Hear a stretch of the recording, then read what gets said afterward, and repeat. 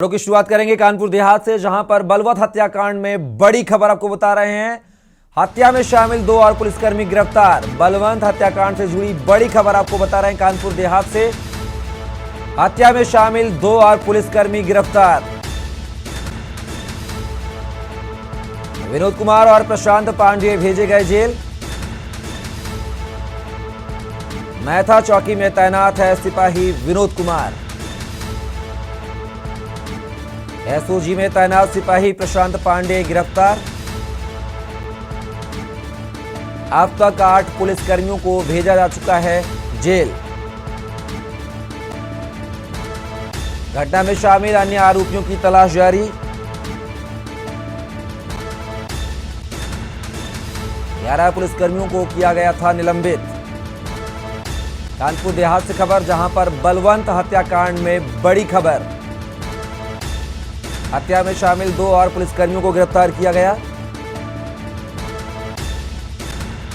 इस खबर पर हमारे साथ संवाददाता अभिषेक शुक्ला हमारे साथ जुड़ गए हैं। अभिषेक, यहां पर 2 पुलिसकर्मियों पर और गाज गिरी है, क्या माना जाए? क्या अभी और खुलासे होना बाकी है? अभी और पुलिसकर्मी भी सामने आ सकते हैं क्या पूरे प्रकरण में? जी बिल्कुल, बताना चाहेंगे कि ये पूरा मामला दिल्ली कोतवाल क्षेत्र के लालपुर सराय का, जहाँ पे मृतक के चाचा के साथ में 6 तारीख की लूट हुई थी। उसी लूट के मामले में बलवंत को गिरफ्तार किया गया था। पूछताछ के दौरान पुलिस कस्टडी में बलवंत की मौत हुई।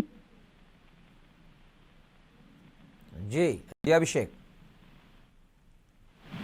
शायद संपर्क हमारा स्थापित नहीं हो पा रहा, तो आपको बता दें खबर कानपुर देहात से, जहां पर बलवंत हत्याकांड में एक बड़ा खुलासा हुआ है। यहां पर 2 और पुलिसकर्मियों को गिरफ्तार किया गया है। विनोद कुमार और प्रशांत पांडे भेजे गए जेल। मैथा चौकी में तैनात है सिपाही विनोद कुमार। ये तस्वीरें, जहां पर 2 और पुलिसकर्मियों को गिरफ्तार किया गया है पूरे मामले को लेकर। बलवंत हत्याकांड से जुड़ी ये बड़ी खबर आपको बता रहे हैं कानपुर देहात से। अब तक कुल 8 पुलिसकर्मियों को जेल भेजा जा चुका है। 11 पुलिसकर्मियों को निलंबित किया गया था।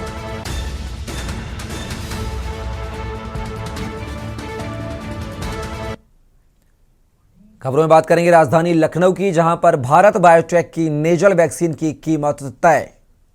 खबर लखनऊ से, सरकारी अस्पतालों में नेजल वैक्सीन 352 रुपए में मिलेगी।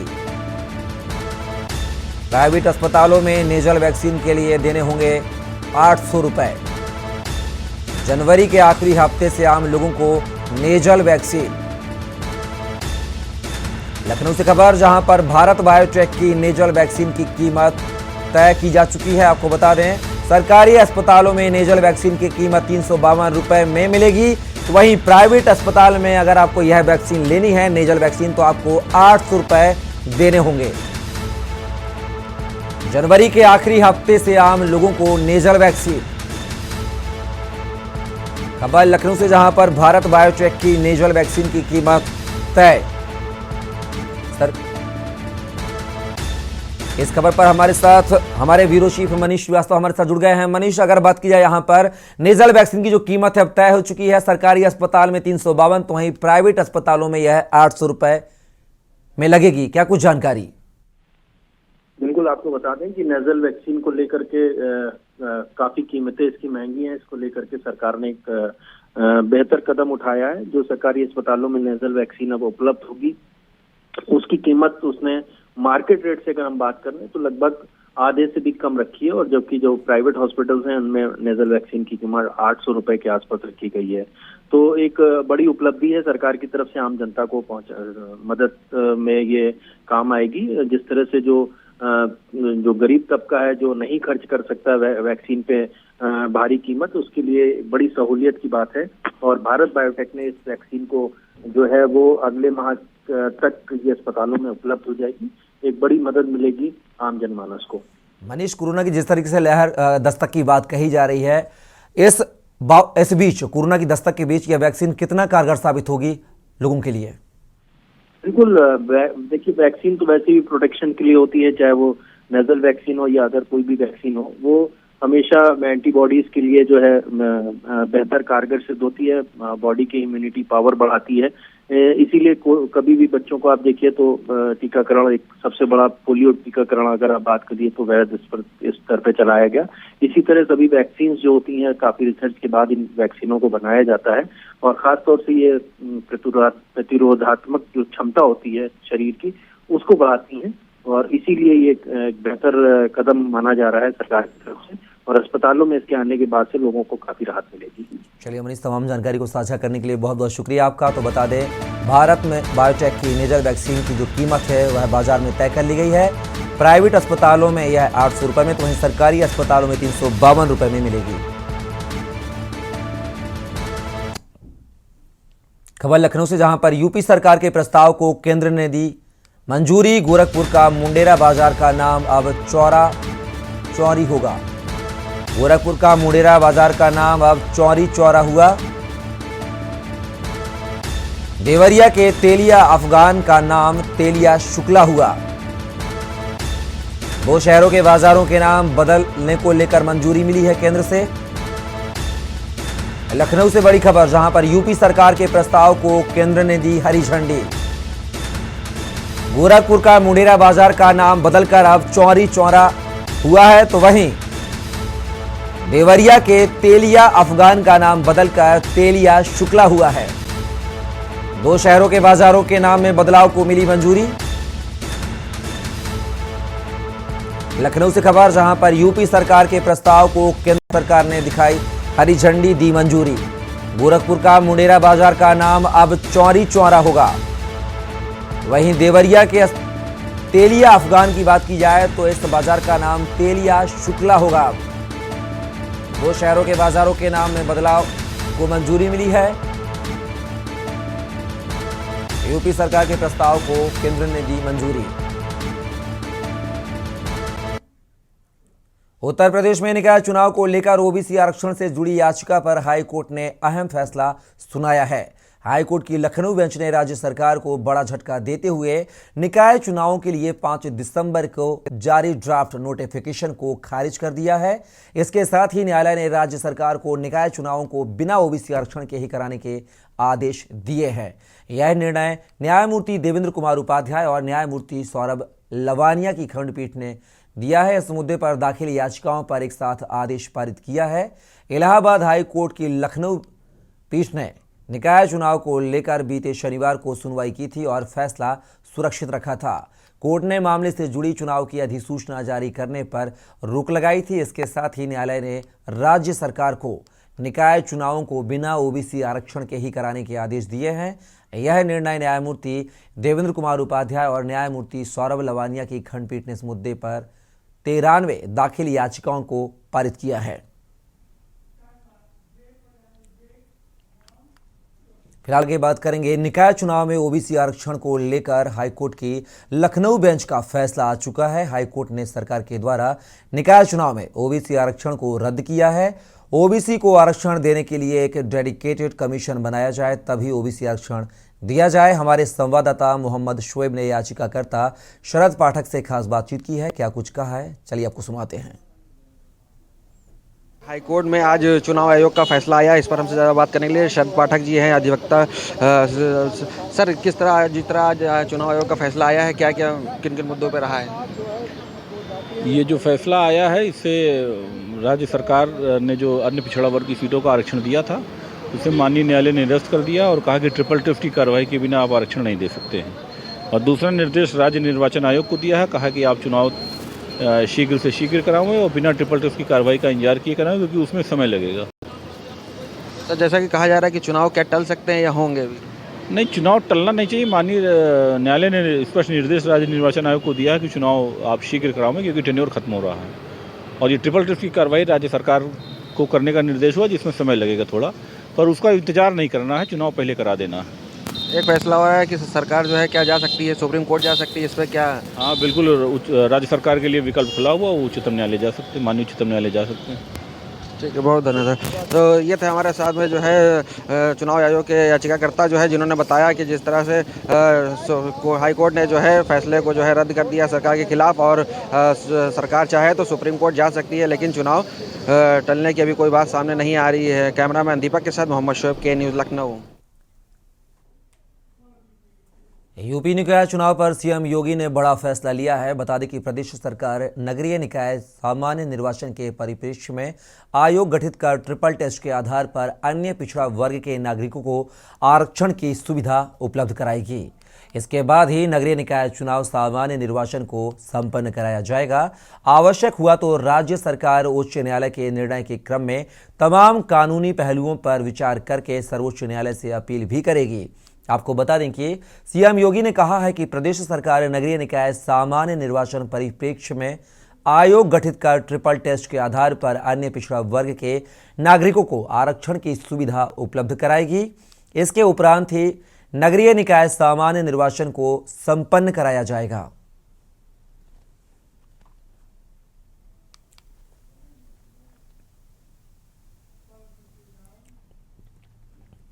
उत्तर प्रदेश में निकाय चुनाव को लेकर ओबीसी आरक्षण से जुड़ी याचिका पर हाईकोर्ट ने अहम फैसला सुनाया है। हाईकोर्ट की लखनऊ बेंच ने राज्य सरकार को बड़ा झटका देते हुए निकाय चुनावों के लिए 5 दिसंबर का जारी ड्राफ्ट नोटिफिकेशन को खारिज कर दिया है। हाईकोर्ट की लखनऊ बेंच के फैसले पर नगर विकास मंत्री यूपी के शर्मा का बयान भी सामने आया है। शर्मा ने कहा है, उत्तर प्रदेश में 2022 में निकाय चुनाव होने वाले थे, उसमें उच्च न्यायालय ने कुछ याचिकाएं दाखिल हुई थीं।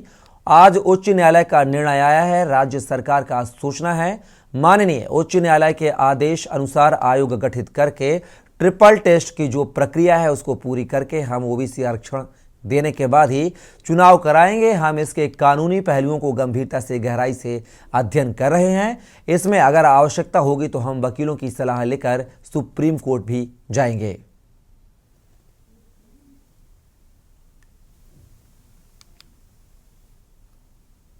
उत्तर प्रदेश में 2022 के वर्ष में जो निकाय चुनाव होने वाले थे उसमें कुछ याचिकाएं माननीय उच्च न्यायालय में दाखिल हुई थी।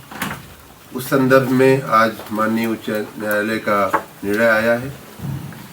राज्य सरकार का सोचना है कि माननीय उच्च न्यायालय के निर्देशानुसार आयोग गठित करके ट्रिपल टेस्ट की जो प्रक्रिया है उसे पूर्ण करके हम ओबीसी को आरक्षण देने के बाद ही हम चुनाव कराएंगे, और उसके बाद जो चुनावी प्रक्रिया है उसको हम करेंगे। हम इसके कानूनी पहलुओं को और भी हम गंभीरता से गहराई से अध्ययन कर रहे हैं, और अगर आवश्यक होगा तो हम सुप्रीम कोर्ट भी जाएंगे हमारे वकीलों की सलाह लेकर के। हम इस विषय में अध्ययन कर रहे हैं। खबरों में बात करेंगे जालौन से, जहां समाजवादी पार्टी के राष्ट्रीय अध्यक्ष एवं पूर्व सीएम अखिलेश यादव का जालौन दौरा रहा, जहां बीते दिनों युवा सपा नेता व पूर्व जिला पंचायत सदस्य सुरेंद्र मौखरी का हृदय गति रुक जाने से मृत्यु हो गई थी, जिसको लेकर श्रद्धांजलि अर्पित करने आए अखिलेश यादव बीजेपी पर जमकर बरसे। पिछड़ों के आरक्षण के मुद्दे पर सरकार को अखिलेश ने दोषी बताया, जिसमें अखिलेश ने कहा कि सरकार नहीं चाहती कि किसी भी जाति को उसकी संख्या का पता चले। पिछड़ों के हक छीने जाने पर बताया दुर्भाग्यपूर्ण फैसला। उन्होंने कहा, अगर बीजेपी सत्ता में रही तो बाबा साहब अम्बेडकर के दिए अधिकारों को छीन लिया जाएगा। बीजेपी आरक्षण विरोधी और दलित विरोधी, पिछड़ा विरोधी है। इन्हें संविधान के किसी व्यवस्था से कोई मतलब नहीं है। साथ ही अखिलेश ने कहा कि राहुल गांधी की भारत जोड़ो यात्रा से भावनात्मक लगाव है, लेकिन कोई न्योता नहीं मिला। वहीं अखिलेश ने राजभर के सपा कार्यालय पर प्रवेश निषेध के पोस्टर वाले मामले पर चुप्पी साध ली।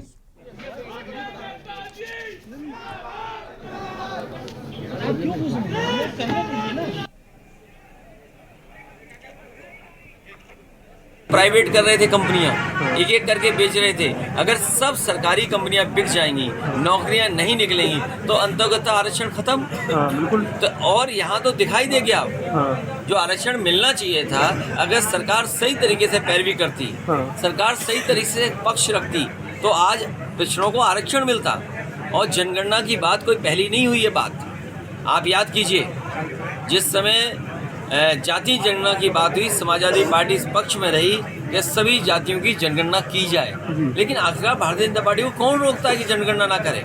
बिल्कुल, क्योंकि जनगणना करने से हर जाति को अपनी आबादी की जानकारी हो जाएगी। भारतीय जनता पार्टी कभी नहीं चाहेगी कि हर व्यक्ति अपने जाति के हिसाब से जानकारी कर ले कि वो आबादी में किस संख्या में है। कहेंगे आप? डिप्टी सीएम कुछ भी नहीं है। डिप्टी सीएम को पूछ कौन रहा है? उनको बजट नहीं, डॉक्टरों को जो मिलना चाहिए वो सुविधा नहीं, मशीनें ऑब्सलीट हो गई, मेडिकल कॉलेजेस को बजट नहीं दे पाए, जिला अस्पतालों को बजट नहीं पाए, ना दवाई है, ना इलाज है, ना डॉक्टर है, ना नर्स है, ना टेक्निकल स्टाफ है। आप बताइए, जहाँ नर्स नहीं है, डॉक्टर नहीं है, टेक्निकल स्टाफ नहीं है, मशीनें नहीं चल रही, दवाई नहीं है, तो क्या गरीब का इलाज होगा? इसलिए भारतीय जनता पार्टी केवल भ्रष्टाचार कर रही है, हर व्यवस्था को बर्बाद कर। आखिरी सवाल, ओम प्रकाश राजभर के पोस्टर लगे हैं कार्यालय के कोई बाहर। बड़ा सवाल नहीं है। पूर्व सीएम अखिलेश यादव ने आज कहा है कि भारतीय जनता पार्टी नहीं चाहती कि जिस तरीके से निकाय चुनाव हो, उसको लेकर उन्होंने पिछड़े जाति को लेकर उन्होंने बहुत बड़ा सवाल भारतीय जनता पार्टी पर किया है और उन पर आरोप लगाते हुए कहा है कि भारतीय जनता पार्टी नहीं चाहती है कि दलित और पिछड़े आगे बढ़े, उनकी जनसंख्या का लोगों को मालूम हो सके। इसको लेकर आज उन्होंने भारतीय जनता पार्टी को तमाम बातों से घेरा है और आज यहाँ ये भी कहा कि आने वाले चुनाव में समाजवादी पार्टी दमसम के चुनाव लड़ेगी और पूर्व में जो भी चुनाव हुए हैं उसका जायजा लिया जाएगा और उस पर बैठक की जाएगी, जिसके बाद आने वाले चुनाव को लेकर वार्ता की जाएगी। वहीं अखिलेश यादव का दौरा काफ़ी देर तक जालौन के कई क्षेत्रों में मौजूद रहा और उन्होंने ये भी कहा है कि आने वाले समय में जिस तरीके से भारतीय जनता पार्टी ने लोगों को फंसाने का काम किया है, कहीं ना कहीं भारतीय जनता पार्टी अपना खेल और अपना रूप रंग दिखा रही है। कैमरा पर्सन मनीष पांडे के साथ माजिद रहमान के न्यूज़ जालौन। बीजेपी पिछड़ों की विरोधी है। नगर निकाय के चुनाव में पिछड़ों को हक मारने के लिए जानबूझकर गलत आरक्षण कराया गया है। बीजेपी सरकार बिना ओबीसी आरक्षण के चुनाव कराना चाहती है। सर्वे कराकर ओबीसी आरक्षण को दो फिर चुनाव कराओ आदित्यनाथ, वरना सड़कों पर आंदोलन होगा, ऐसा कहना है आप सांसद संजय सिंह का।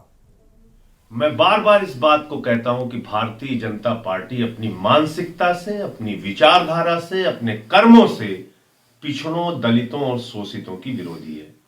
और आज जो हाईकोर्ट का फैसला नगर निकाय के चुनाव के संबंध में आया है, इससे एक बार फिर साबित हुआ है कि भारतीय जनता पार्टी पिछड़ों के खिलाफ है, पिछड़ों के आरक्षण के खिलाफ है, पिछड़ों को उनका हक देने के खिलाफ है।